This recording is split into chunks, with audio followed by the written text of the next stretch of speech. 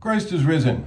We've come to the fifth Sunday of Pascha, the fifth Sunday of Easter, and this is known as the Sunday of the Samaritan woman because of the gospel that's read on this day, which is about an encounter that Jesus had with a woman in the area of Samaria. Jesus was on his way from Jerusalem in the south of Palestine, in the area of Judea, up to the north in Galilee, his hometown area, and he had to pass through Samaria. You can see it on this map here. Here you have, in the south, you have Judea and Jerusalem, and then you have in the north, you've got Galilee up here, and in the center, he has to pass through Samaria. So Jesus left the Judean countryside and went back to Galilee. To get there, he had to pass through Samaria. He came into Sychar, a Samaritan village that bordered the field Jacob had given his son Joseph. Jacob's well was still there. Jesus, worn out by the trip, sat down at the well. It was noon. A woman, a Samaritan, came to draw water. Jesus said, "Would you give me a drink of water?" His disciples had gone to the village to buy food for lunch. The Samaritan woman was surprised and asked, "How come you, a Jew, are asking me, a Samaritan woman, for a drink?" Jews in those days wouldn't be caught dead talking to Samaritans. Jesus answered, "If you knew the generosity of God and who I am, you would be asking me for a drink, and I would give you fresh, living water." The woman said, "Sir, you don't even have a bucket to draw with, and this well is deep.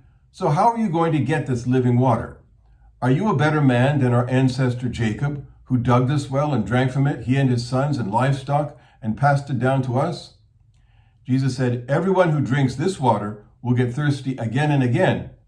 Anyone who drinks the water I will give never thirsts, not ever.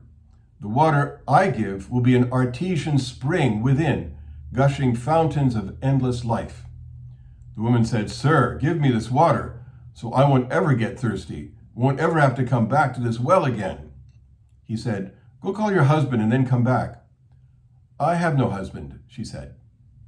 "That's nicely put, I have no husband. You've had 5 husbands, and the man you're living with now isn't even your husband. You spoke the truth there, sure enough." "Oh, so you're a prophet. Well, tell me this.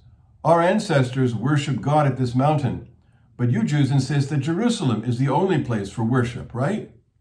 Believe me, woman, the time is coming when you Samaritans will worship the Father neither here at this mountain nor there in Jerusalem.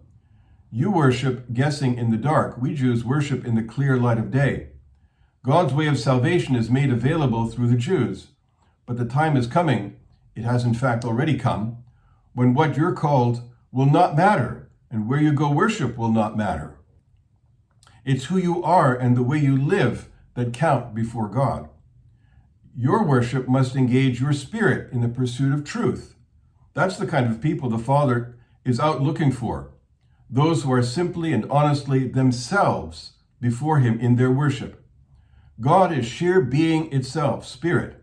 Those who worship him must do it out of their very being, their spirits, their true selves, in adoration. The woman said, "I don't know about that.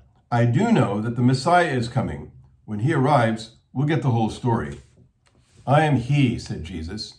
"You don't have to wait any longer or look any further." Just then his disciples came back. They were shocked. They couldn't believe he was talking with that kind of woman. No one said what they were thinking, but their faces showed it. The woman took the hint and left. In her confusion, she left her water pot. Back in the village, she told the people, "Come see a man who knew all about the things I did, who knows me inside and out. Do you think this could be the Messiah?" And they went out to see for themselves. Many of the Samaritans from that village committed themselves to him because of the woman's witness when she said, "He knew all about the things I did. He knows me inside and out." They asked him to stay on, so Jesus stayed 2 days. A lot more people entrusted their lives to him when they heard what he had to say. They said to the woman, "We're no longer taking this on your say-so just because you said it. We've heard it for ourselves and know it for sure. He's the Savior of the world." Well, that's the story of the Sunday of the Samaritan woman, but here we have an Orthodox icon of that story.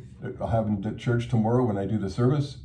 There's the woman, there's Jesus, there's the well. But in our church's tradition, the woman is not just known as the Samaritan woman. She has a name, and her name is Fotini in Greek. In Russian, it's Svetlana, and she has a long history after meeting Jesus of becoming one of his disciples and going in various places in the world to speak about Jesus and her encounter with him. So on this Sunday of the Samaritan woman, I wish you all well and greet you once again. Christ is risen.